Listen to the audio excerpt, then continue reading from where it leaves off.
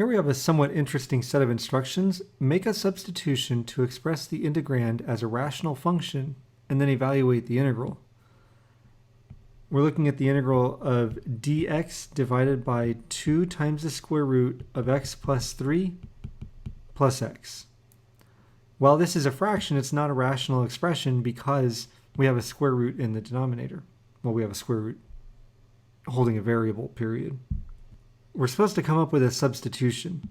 And it seems to me that if we let u equal x plus 3, the radicand, we're still going to have 2 times the square root of u. Instead, let's let u equal the square root of x plus 3. If that's the case, then u squared would equal x plus 3, and 2u du would equal dx. Furthermore, we would have that x is equal to u squared minus 3. Let's see what happens if we make these substitutions. If dx is replaced by 2u du, then I'm going to have a 2u in the numerator divided by, and then I'll just put the du off on the side. In the denominator, we have 2 times the square root of x plus 3, excuse me. And we're expressing u as the square root of x plus 3. So 2 square root of x plus 3 becomes 2u. Stumbled over my words there, sorry about that. In the denominator, we also have plus x, but x can be expressed as u squared minus 3. So our denominator is 2u plus u squared minus 3.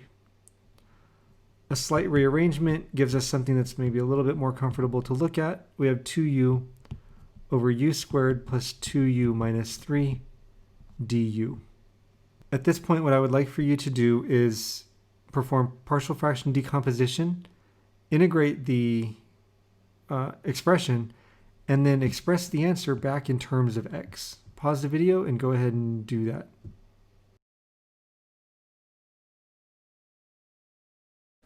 Factoring the denominator and setting up partial fraction decomposition, we have that 2u divided by the quantity of u plus 3 times the quantity of u minus 1 is equal to a over u plus 3 plus b over u minus 1.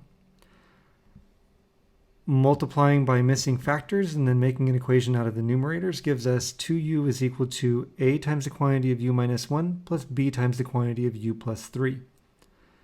If we let u equal 1, we zero out the a term. We end up with 2 equals 4b, or b equals 1/2.